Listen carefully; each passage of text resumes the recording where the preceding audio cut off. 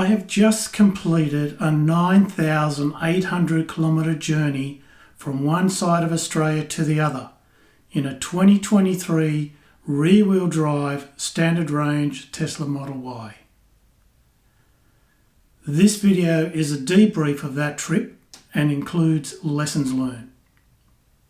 We'll cover topics such as charging equipment and charging, effective wind, energy management, packing, and even wildlife encountered on the road. Hi, I'm John. First of all, let me say that the Tesla Model Y exceeded my expectations for being able to do road trips in remote parts of Australia. It's a great piece of engineering. Let's start off looking at the inventory of charging equipment I took and what was used. This is additional equipment I pack in the front when travelling remotely. The key piece of portable electric car charging supply equipment is one that can handle three-phase. The one I use is a Type 2 EV charging 22 kilowatt 32 amp three-phase capable unit with 4 different tails.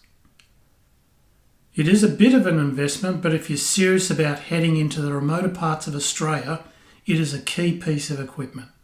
The 32 amp tail was used extensively.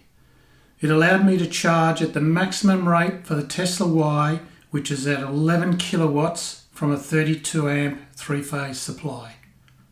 I did not use the 20 amp tail. The 15 amp and 10 amp tails were not used as the Tesla UMC Universal Mobile Charger handled that, and that was used instead. The Tesla UMC comes with both 10 amp and 15 amp tails. The 15 amp tail was used on a number of occasions in caravan parks. I did not use the 10 amp on this particular road trip. I took heavy duty extension cords for both the 10 amp and 15 amp sockets. The 15 amp extension cord was used a number of times, as in some caravan parks the socket is placed such that the Tesla UMC elbow would not fit. I did not use the 10 amp extension cord. The Type 2 to Type 2 Mannekes cable was used on a number of occasions on the road trip, where chargers required you to bring your own cable. Okay, let's look at charging. Once you are out of range of the Tesla supercharger network, you get periodic notifications that you're too far away from known charging locations. Known charging locations means the Tesla supercharger network. Quite likely, there'll be many charging options close by, but once you get this notification, you will need to plan your charging manually using PlugShare. Third-party DC fast charging networks, such as ChargeFox, are quite extensive. Heading west from Sydney, you can travel 1,100 kilometres enjoying fast charging up to and including Broken Hill before you see the last DC fast charger. From then on, mostly you are reliant on the slower AC charging. Let's look at AC charging options. Connecting to three-phase AC allows you to charge at 11 kilowatts. This will add about 75 kilometers per hour of range.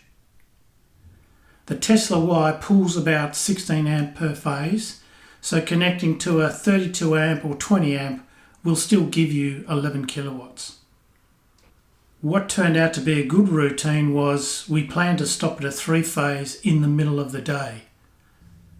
It may take you, say, 3 hours to charge, but in the middle of the day you can go sightseeing around town and have lunch.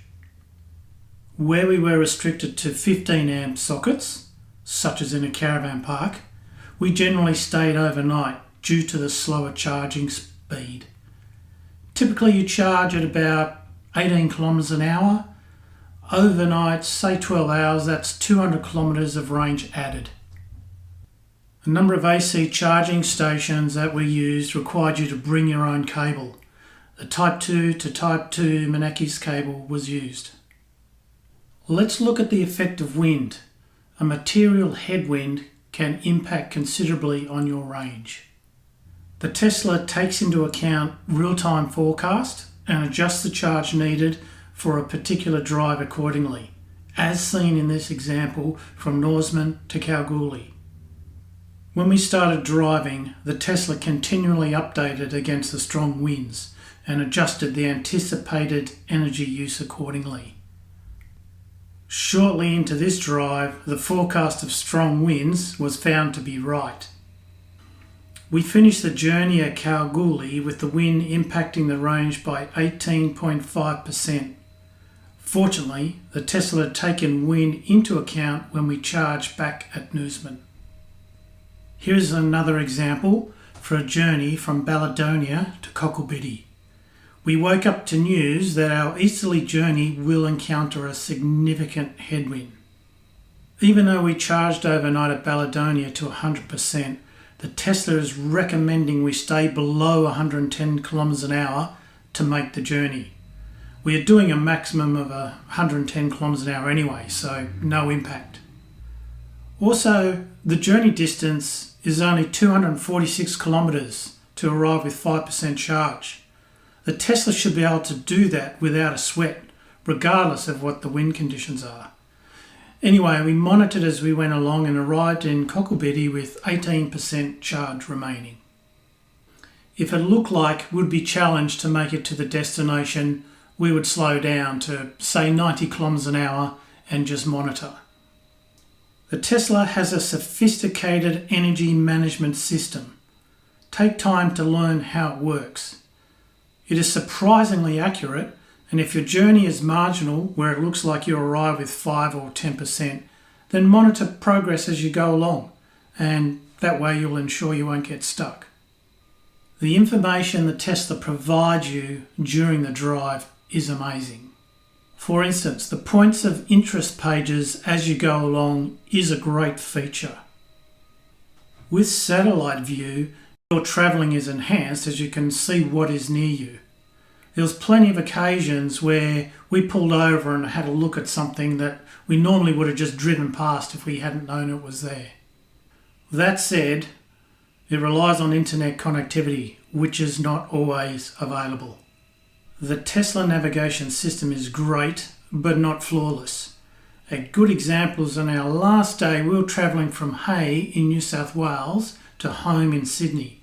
The Tesla navigation was suggesting a 3-hour detour down to Shepparton in the state of Victoria instead of cutting straight across. I ran Waze on my iPhone as a secondary navigation measure to ensure sanity for the route that we should take. Interestingly, there were quite a number of occasions where the Tesla thinks the speed limit is 40 or 50 or 60 kilometres an hour when in fact it's 110 kilometres an hour. The impact is you cannot engage the auto steer, and the overspeed limit chime was going off as well. This would happen when going through a construction zone where the road signs triggers a low speed, and at the end of the construction zone there is a sign saying roadworks end, but no speed sign. Okay, let's look at packing. The Model Y is very roomy.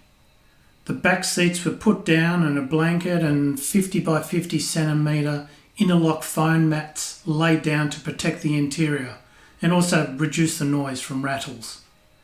The blanket and mats are cheap from Bunnings Hardware. By the way, laying the seats down, you'll need to do up all the seat belts in the back. In Australia, any weight on the rear seats will trigger the fasten seatbelt warning and chimes. It's a bit tricky buckling the rear seats up and laying the rear seats down. Tiny indentations were left in the seats from the buckles. But over time these mostly disappeared. The double swag took up probably a third of the total space. We laid the sleeping bags on top of the swag. The camping chairs lay across the rear. We removed the chairs if we needed to get to the trunk. The fridge was plugged into the portable battery, which I covered in the Day Zero planning video. The frunk carried the charging equipment since we had to get access to it regularly. The gas camping stove was also here. The trunk carried the gas cylinder for the stove, carried all the water and all the camping cooking equipment. In the left-hand side, we had our bags with clothes. The Type 2 cable was also stored here. We carried a plastic box container to hold all our camping bits and pieces. The camping table we carried underneath the swag. Quick mention about getting some all-weather floor mats before venturing to the outback. The red dust is a whole lot easier to wash off plastic mats than carpet mats. Lastly, I want to talk about wildlife that you'll see on the side of the road as you're travelling in the outback. Across the Australian outback roads, there is plenty of signage that there are animals about. Hitting a kangaroo or a goat or a camel in your Tesla is not going to be a good outcome. Personally, I made sure I was off the outback roads before dark, and if travelling at dusk or dawn, then travel at 90 kilometres an hour or slower to give yourself time to react. No matter how careful I was to avoid wildlife, the Tesla cameras captured a number of near misses, from birds to lizards and also a snake. Actually, 2 snakes. The takeaway is be careful driving a Tesla in the outback at dusk or at night. There is a lot of wildlife around. Well, that's it. I hope these insights come in helpful when you travel out in the outback in your EV road tripping next. I'll see you on the next video.